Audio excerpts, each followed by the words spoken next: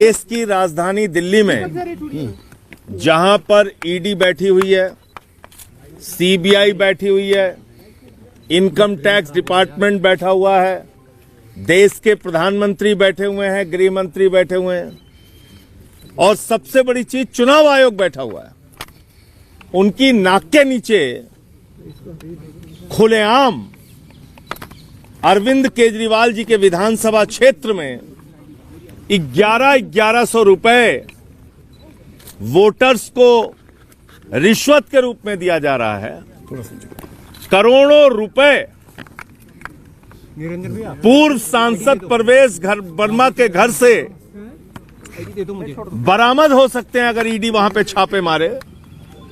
ये अवैध धन है। मुझे दे दो, छोड़ दो। और वो पैसा खुलेआम वोट खरीदने के लिए बांटा जा रहा है दिल्ली के अंदर।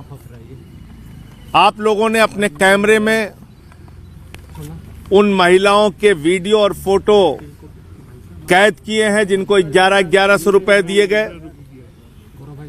उसमें प्रधानमंत्री की फोटो लगी हुई एक कार्ड लगा हुआ एक कार्ड है और सीना ठोक के प्रवेश वर्मा कह रहे हैं हम तो रुपया बांटेंगे। सिरसा, मनजिंदर सिंह सिरसा, उनके इलाके में भी वो रुपया बांट रहे हैं। वोटर्स को लुभाने के लिए, मतदाताओं को लुभाने के लिए पैसे दे रहे हैं, कैश दे रहे हैं। और इसकी शिकायत आज जब मैं ईडी के यहां करने के लिए आया तो बाकायदा मैंने मेल भेजा, बताया उनको कि 4 बजे हम आएंगे। लेकिन जो ईडी हर काम में सक्रिय हो जाती है उसके पास मिलने का समय नहीं है। उनके दफ्तर में ये रिसीविंग दी गई है। ये हमारा शिकायती पत्र रिसीव कर लिया गया है ईडी के द्वारा। इतना ही एहसान किया इन्होंने, लेकिन किसी अधिकारी ने मिलकर शिकायत सुनने की जरूरत नहीं समझी। तो इसका मतलब क्या है? इसका मतलब है कि ईडी सिर्फ और सिर्फ सत्ता पक्ष के कहने पे, प्रधानमंत्री के इशारे पर विधायकों को पकड़ना, मंत्रियों को पकड़ना, मुख्यमंत्री को पकड़ना, सरकारों को गिराना, तोड़फोड़ करना, उसकी एक एजेंसी बन गई है। ये पीएमएलए का सीधा सीधा मामला है। आज भी अगर ईडी छापा मारे, और कल से हम लोग बार बार ये कह रहे हैं, प्रवेश वर्मा को पुलिस प्रोटेक्शन मिली हुई है, पुलिस वहां पे खड़ी है, पुलिस के संरक्षण में वो रुपया बांट रहा है। करोड़ों रुपए उसके घर के ऊपर अंदर मौजूद है, लेकिन कोई ईडी का छापा नहीं हो रहा है, कोई सीबीआई का छापा नहीं हो रहा है, कोई इनकम टैक्स डिपार्टमेंट का छापा नहीं हो रहा है। तो इसलिए आगे सीबीआई से और इनकम टैक्स डिपार्टमेंट से भी मिलकर इसकी शिकायत करेंगे, चुनाव आयोग से भी मिलकर इसकी शिकायत करेंगे। इस मामले में जहां जहां बीजेपी के लोग ये काम कर रहे हैं या करते हुए पाए जाएंगे, उनकी शिकायत करेंगे, उनके खिलाफ लड़ाई लड़ने का काम करेंगे।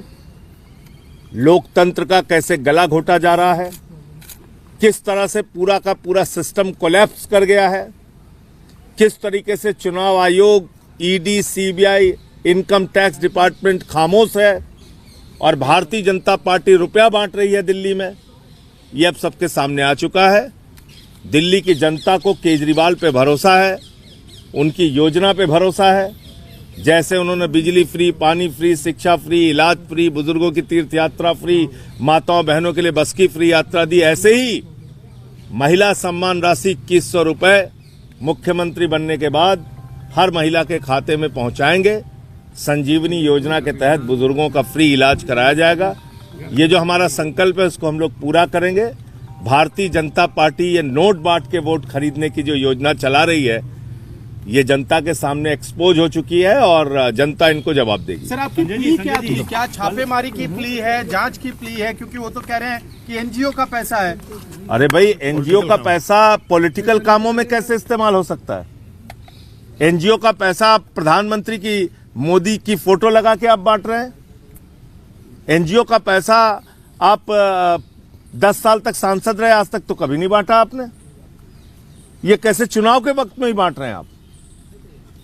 ये तो सीधे सीधे एक अवैध धन उनके पास जो करोड़ों रुपए पड़ा है उससे पैसा बांटा जा रहा है। ये सीधे सीधे मनी लॉन्ड्रिंग का मामला है। बाकी इसके जो और कानूनी पक्ष हैं उस पर आगे हम लोग विचार कर रहे हैं। एमसीसी लगा नहीं है तो पैसा बांटने में अगर अरविंद केजरीवाल बांट को भी कहा जाए था तो क्या उस दिक्कत पे है? उनका ये जवाब है कि देशद्रोही एक जाट के बेटे को कहा है, जाट समुदाय जवाब देगा। हालांकि ये वही प्रवेश वर्मा है, पिछले चुनाव में केजरीवाल को आतंकवादी तक कहा था इन्होंने। देखिए, ये लोग तो गाली गलौज की राजनीति में ही यकीन रखते हैं। उसका जवाब दिल्ली की जनता अपने वोट की ताकत से देगी।